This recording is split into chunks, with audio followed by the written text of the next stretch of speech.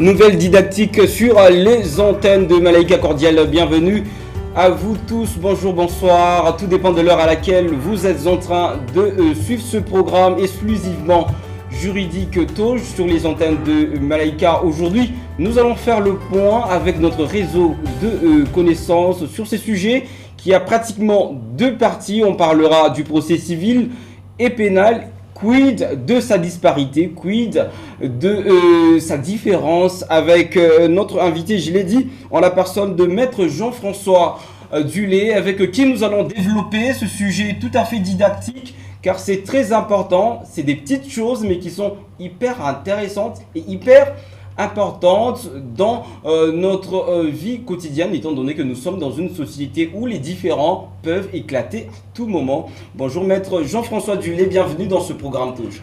Bonjour cher ami François Camboué, je vous réciproque ces salutations et merci de l'invitation et de l'honneur que vous me faites d'être reçu dans votre tribune. Sinon vous allez bien Maître Jean-François Dulé? On tient par la grâce de Dieu.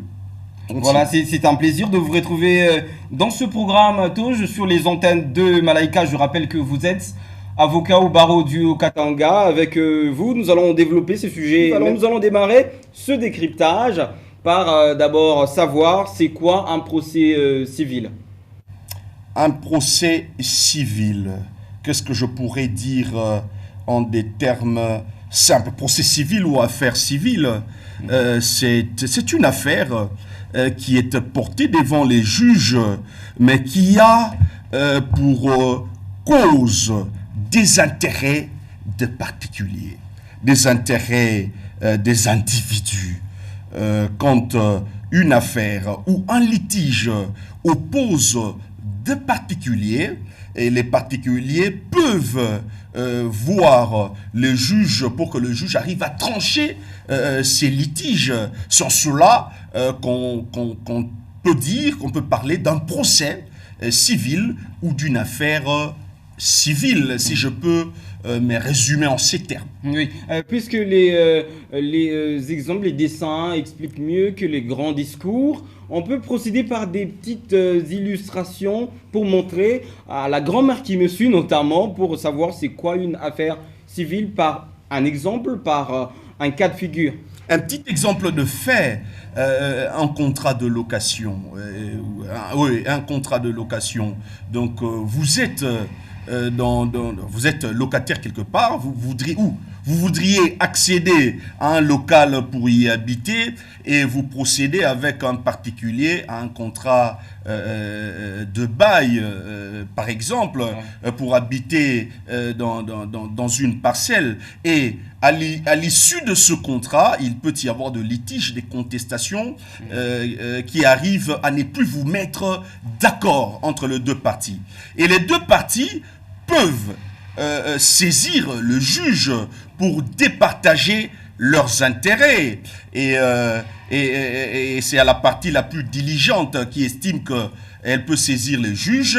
Des faits pareils sont appelés des faits civils portant à un procès qu'on appellerait procès civil ou affaire civile devant le juge, bien sûr. Oui. Vous allez accepter que l'on puisse procéder à une certaine extension dans ces cas de figure. Très souvent, on le remarque quand il y a une question de dette, quelqu'un a pu contracter une dette sur une créance, si on veut être strict sur le langage. Alors, c'est aussi des affaires civiles, ce qui implique qu'on ne va pas soustraire la personne, qu'on ne va pas la garder quelque part ou qu'on ne va pas justement intenter à sa liberté. Ah oui, merci. D'abord la Constitution, la disposition ne me revient plus par la tête, est claire quant à l'affaire des dettes. Il est interdit l'emprisonnement pour dette, c'est-à-dire le Constituant de 2006 a voulu mettre tout au clair par rapport à l'affaire des dettes.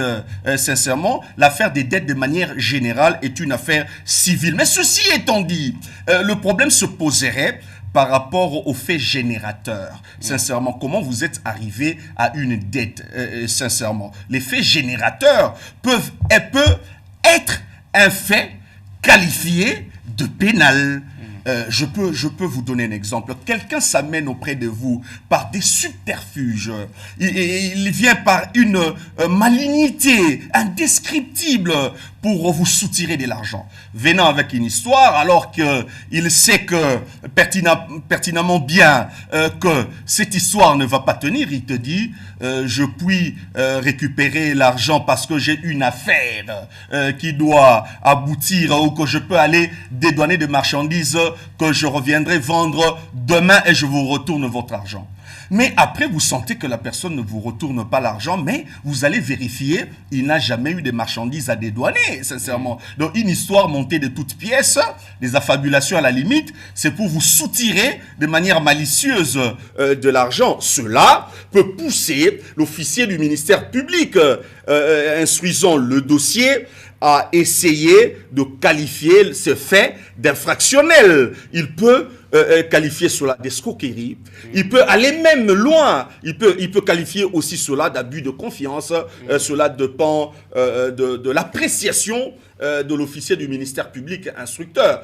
Donc, tout dépend du fait générateur de cette dette. Et à partir de ces faits, la dette reste, mais la dette est créée, mais il y a un fait infractionnel à la base de la contraction de cette dette, si je puis m'exprimer de la sorte. Oui. Alors, c'était très limpide, maître Jean-François Adulé. J'espère que vous êtes en train de saisir la portée de tout ce qu'il est en train de dire, puisque notre réseau de connaissances en cette date ou en ce jour. Et donc, nous allons être toujours sur des cas de figure parce que ce sont des cas comme ça que les gens vivent et qui attendent d'avoir des éclaircissements dessus. Alors, très souvent, les gens disent, bon, c'est une affaire de dette et on n'emprisonne pas quelqu'un pour une dette. Vous allez m'amener devant le juge, il va me demander de lui...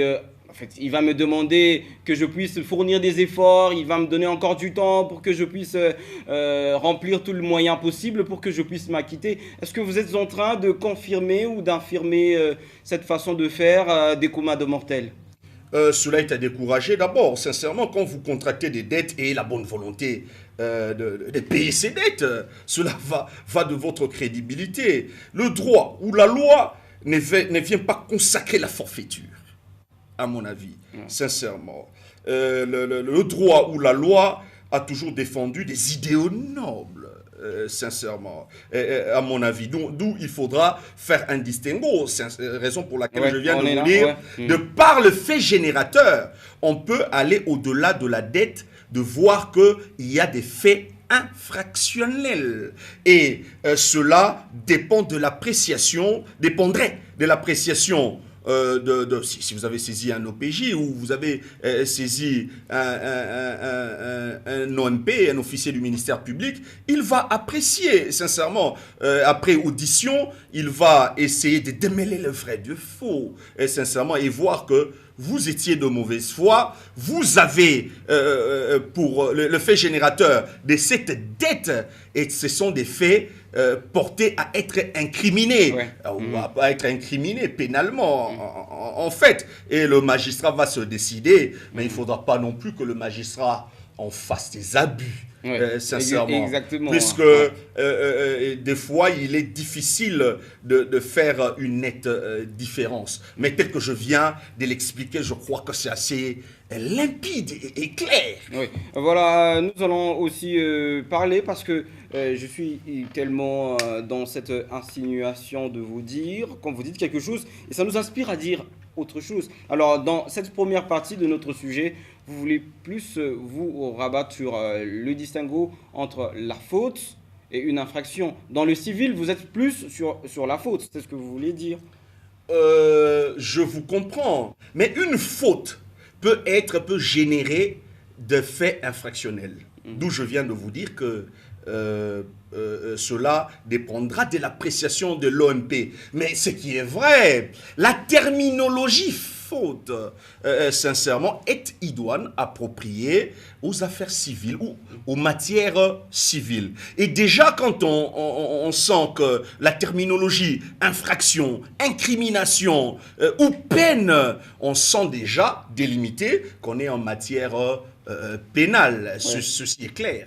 C'est clair. Alors, nous allons déjà, vous allez nous démontrer comment est-ce qu'on saisit le juge civil, puisque les affaires sont là, on a quelques exemples des affaires civiles, mais comment saisir le juge? C'est une question procédurale à laquelle beaucoup de gens n'ont pas d'éléments de réponse. Oui, merci pour la question. C'est une question procédurale et processuelle. Comment saisir un juge civil? Un juge civil est saisi de manière générale, en principe, par une assignation. Ok.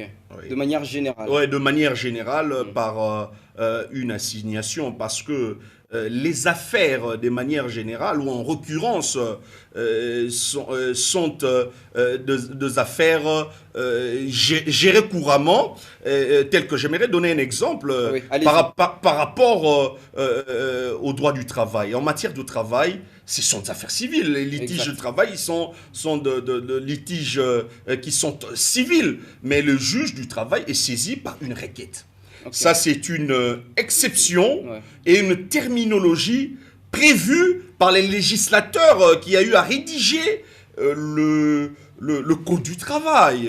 Sincèrement, il a opté pour cette terminologie, mais de manière générale, les communs de mortels doivent comprendre, ça c'est un peu plus technique, doivent comprendre que le juge civil est saisi par le moyen d'une assignation. Oui, cette assignation est adressée à quelle institution? Bref, parce que quand vous dites juge, mais juge, il y a quand même une institution qui surplombe sur tous les autres juges. Alors, cette assignation, on l'adresse à qui exactement?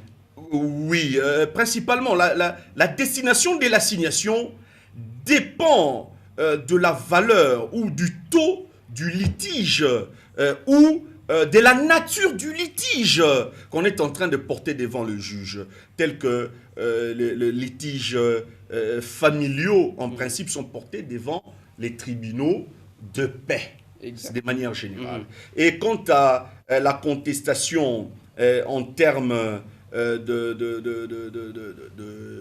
en termes pécuniaires, sincèrement, enfin, en termes pécuniaires, je crois que la loi dispose à partir de, si je ne m'abuse, hein, Ouais. une affaire d'au-delà de 2,5 millions, si je ne m'abuse, est portée au niveau moins. Et moins est porté au niveau du tribunal de paix. Et plus, si c'est un litige pécuniaire, est porté devant le tribunal de grande instance. Mais par rapport à la nature de choses, je viens de vous dire, tel que pour les affaires de famille, cela est porté généralement au niveau ouais. du tribunal de paix.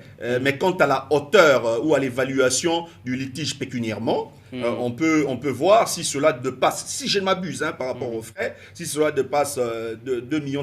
Dans l'ancienne loi, c'était 5 000 francs, et au-delà de 5 000 francs, le tribunal des grandes instances, et moins de 5 000 francs, c'était le tripet. Mais au stade actuel de choses, la loi a été revisitée, et je crois que c'est 2,5 millions, si je ne m'abuse, au niveau du tripet. Au-delà, c'est le tribunal de grande instance. Ouais. Alors, c'est très bien répondu, maître. Mais quelle est la finalité en fait du procès civil? On sait que le procès pénal, même si on va y revenir, il concourt vers une certaine limitation des certains droits qui sont inhérents à l'homme, notamment la liberté d'aller et de revenir. Mais quelle est la finalité du procès civil?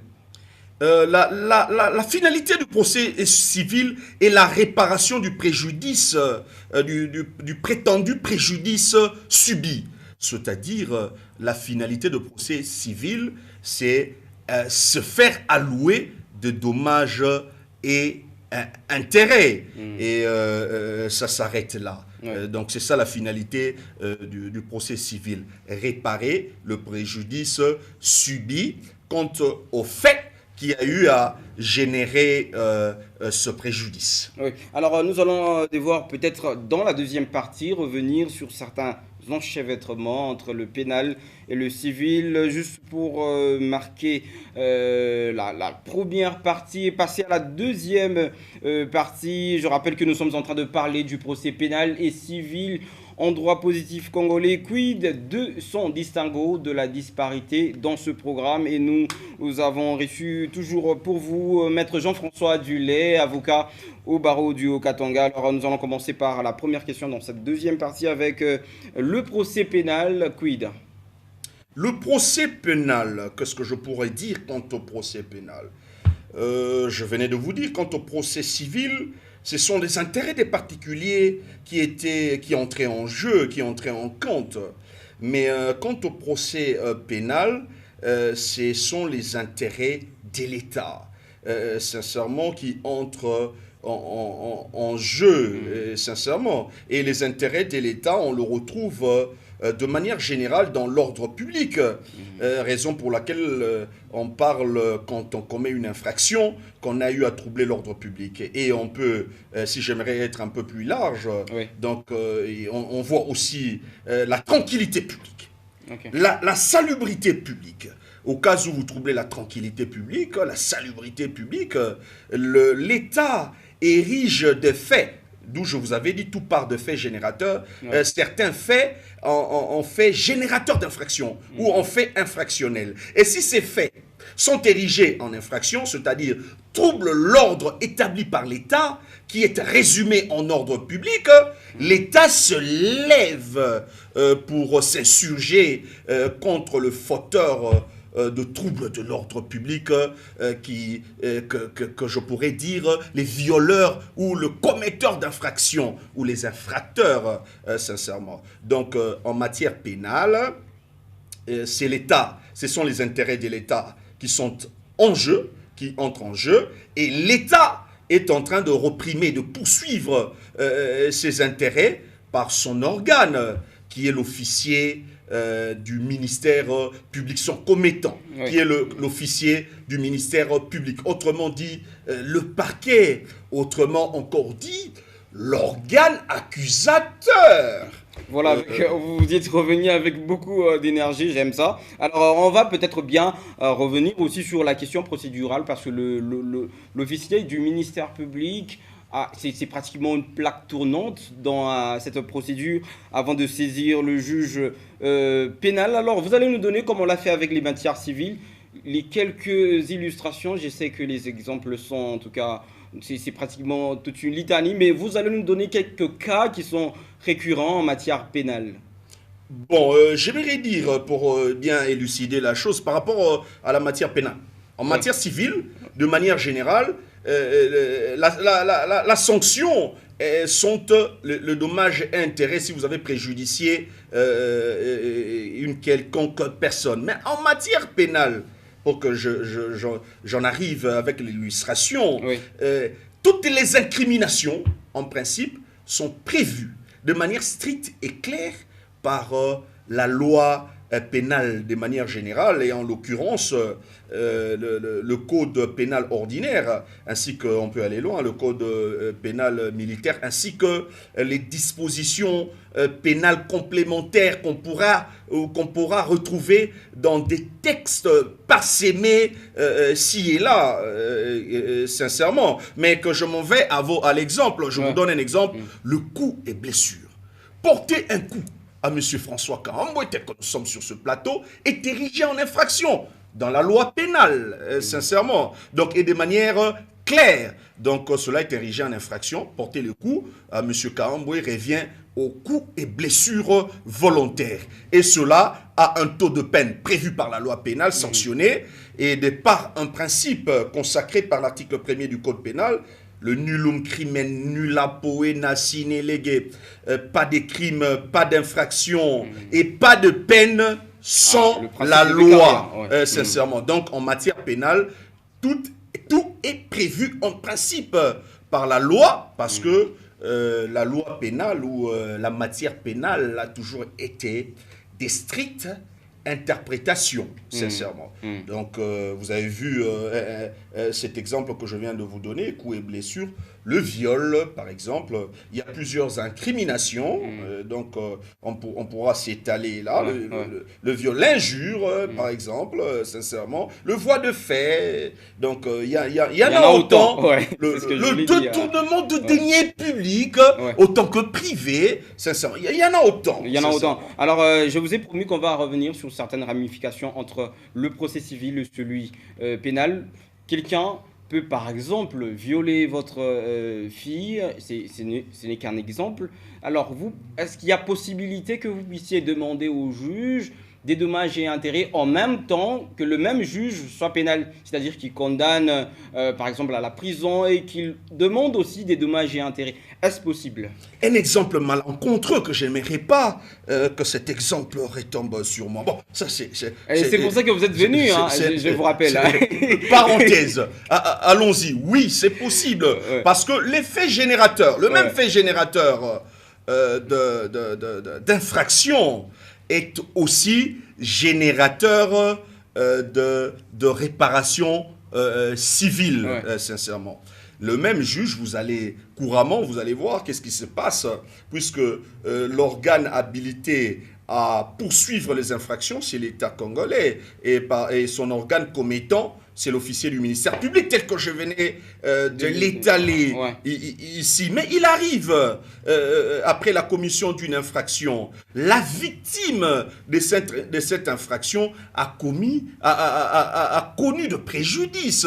Et ce préjudice, hormis que l'État est en train de poursuivre l'infracteur par rapport à l'ordre public qui a été troublé, mais de l'autre côté, de l'autre paire de manches, nous avons le préjudice subi. Et ce préjudice subi doit être réparé. C'est pour cela, vous allez voir, dans un procès pénal ou dans une affaire pénale, le ministère public, qui est l'organe poursuivant, l'organe accusateur, est en train de postuler contre à la commission de l'infraction, mais la victime va se constituer partie civile pour permettre au juge de statuer sur la commission de l'infraction, c'est-à-dire quant à la violation de l'ordre public, et en même temps, s'il y a eu constitution de la partie civile, permettre au juge de statuer sur le côté civil que l'infraction a eu à générer, c'est-à-dire le préjudice subi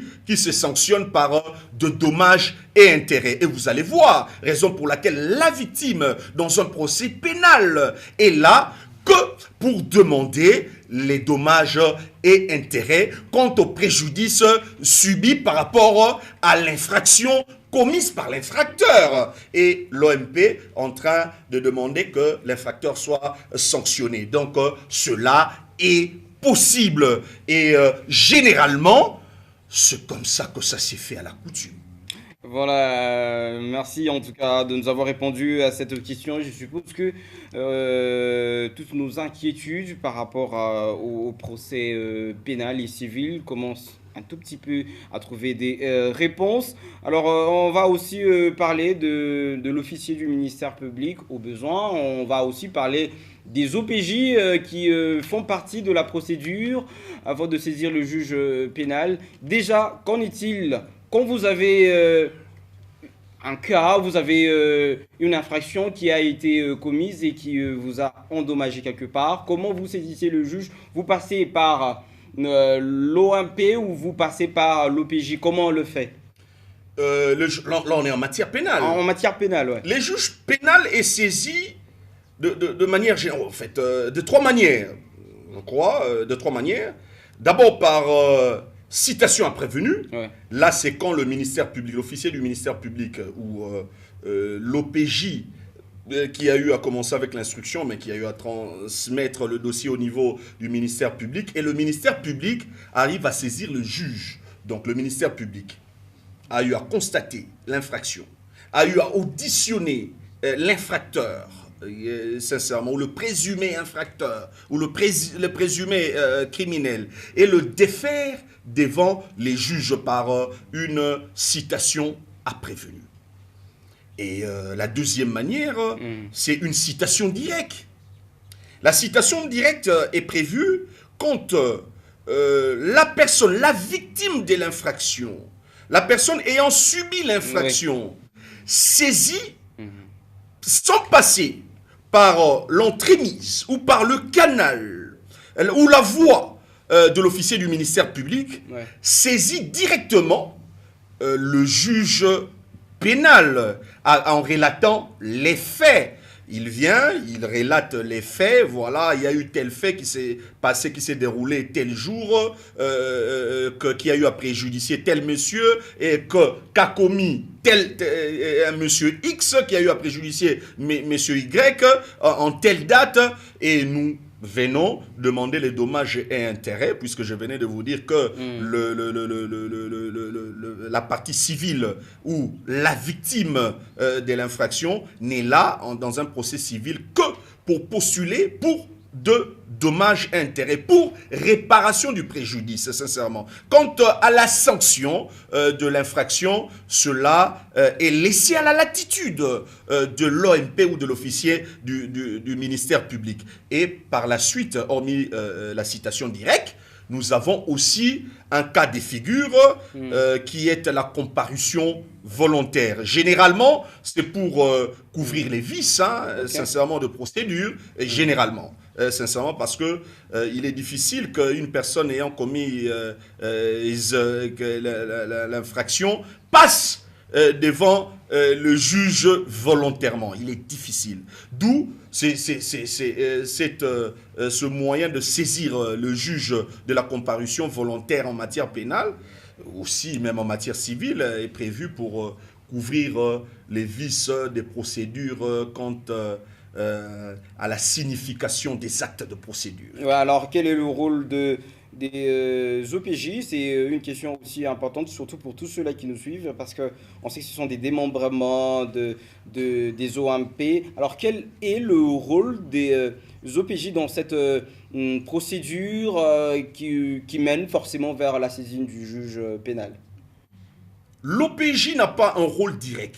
Donc, l'OPJ a un rôle indirect, je dirais. Pourquoi? Parce que l'OPJ ne peut pas escamoter l'OMP. D'ailleurs, ce sont des bras séculiers de l'OMP. Ils dépendent de l'OMP. Donc, ils sont là en train de rechercher les infractions, mais en vue au finish, c'est pour communiquer cela à l'officier du ministère public. Et les cas échéants, le ministère public va délibérer, estimant que ces faits sont vraiment relèvent d'une infraction pour essayer de saisir le juge pénal quant à l'affaire, puisque l'OPJ ne peut pas aller saisir le juge directement. Donc, il passe par l'OMP, puisque c'est l'OMP qui est censé être le patron de la réprobation des infractions dans un territoire bien donné. Mais ils sont en train d'aider, comme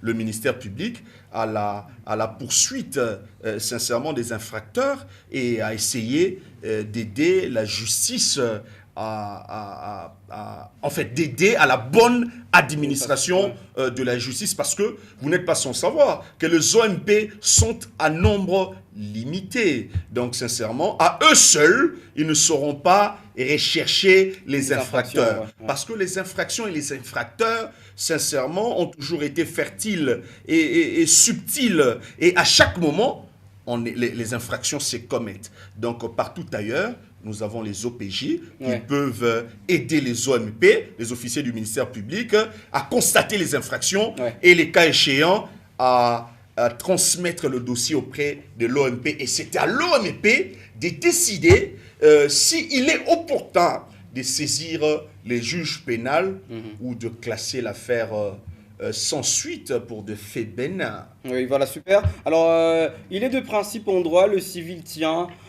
plutôt, le pénal tient le civil en état, c'est un principe en procédure. Que cela veut dire quoi en fait pour les communs des mortels qui nous suivent? Le civil tient le pénal, en fait, le pénal tient le civil en état. Il y a aussi ce cas de figure où le civil peut tenir le pénal en état pour des questions préjudicielles. Bon, ça c'est pas la question. Qu'est-ce que je puis dire par rapport à ce principe pour que les téléspectateurs me comprennent. Au cas où un même fait générateur de l'infraction est générateur d'un préjudice, sincèrement, et je vous avais dit pour un préjudice, c'est-à-dire nous virons déjà au fait civil, c'est-à-dire pour qui on peut que postuler pour de dommages et intérêts. Et pour ce même fait générateur de l'infraction, et pour lequel on peut postuler à une réparation civile pour de dommages et intérêts, si pour le même fait, le juge pénal a été saisi, et pour le même fait, les juges pénals, je venais de dire juge pénal, pour le même fait, le juge pénal a été saisi, et pour le même fait, le juge civil a aussi été saisi, il est de bonne loi, de bon droit, pour la bonne administration de la justice, pour qu'il n'y ait pas contrariété et contradiction des décisions judiciaires, que le civil puisse surseoir, c'est-à-dire le juge civil ou l'instance civile puisse surseoir. Non. Il faudra faire une nuance. Passer des saisies. Passer des saisies. Surseoir. Donc je suis en train... On va se rabattre au niveau bas. Donc c'est-à-dire... en tout cas, pour bien expliquer... On va rester simpliste, le mot me manque, mais je crois que ça va venir. Surseoir, les synonymies sont forts toujours. Ou mettre un peu en léthargie, ou en somnolence. Les synonymies claires n'arrivent pas. Ça va. Donc disons surseoir, sincèrement, afin de laisser le juge pénal de statuer d'abord sur l'affaire et de donner l'issue quant au fait pénal, sincèrement. Et par la suite, rien que quand la décision du juge pénal va sortir, le juge civil va procéder, sincèrement, pour éviter une certaine contrariété, une certaine contradiction des décisions judiciaires qui ne va pas mener à bien la bonne administration de la justice. C'est une technique procédurale ou processuelle accordée, autorisée et permis pour la bonne administration de la justice. Vous allez comprendre que nous avons pratiquement épuisé nos 30 minutes pour le compte de ce programme TOJ. J'aurais bien voulu que l'on puisse avoir une extension par rapport justement au temps. Mais vous allez conclure par rapport à la différence entre les deux matières, notamment civile et pénale. Pour tous ceux-là qui nous ont suivis, je crois qu'ils vont saisir déjà le distinguo. Je n'ai pas senti passer le temps. Mais bon, allons-y, que voulez-vous? Le téléspectateur doit comprendre que la grande distinction entre le procès pénal ainsi que le procès civil réside dans les titulaires du droit à revendiquer. Quant au procès pénal, le titulaire du droit à revendiquer, en principe, c'est l'État congolais, par son commettant, par son préposé, qui est le ministère public, l'organe accusateur, au cas où nous avons eu, une personne a eu à troubler l'ordre public, la tranquillité publique, la salubrité publique, sincèrement. Mais quant au procès civil, le téléspectateur devrait comprendre qu'il s'agit des intérêts des particuliers, c'est-à-dire d'un fait qui est en train de causer préjudice aux intérêts des particuliers, et un particulier postule en justice pour que réparation soit faite due au fait générateur de ce préjudice. Mais je m'en vais conclure en ces termes. J'espère que les téléspectateurs, tous ceux-là qui nous ont suivis, ont eu à puiser dans nos échanges selon l'acuité de leur soif ainsi que la capacité de leur vase. Alors, je signale que vous êtes avocat au barreau du Haut-Katanga. Et en tout cas, merci beaucoup, maître Jean-François Dulé, d'être venu ce soir. Je vous en prie. Alors on va se retrouver très prochainement, sûrement pour une autre production, pour un autre sujet. Je vous remercie vous tous de nous avoir suivis aujourd'hui. On a parlé du procès civil et celui pénal, quid du distinguo. On se retrouve très prochainement pour le compte de ce programme exclusivement juridique sur les antennes de Malaika. Surtout, prenez soin de vous. À très vite.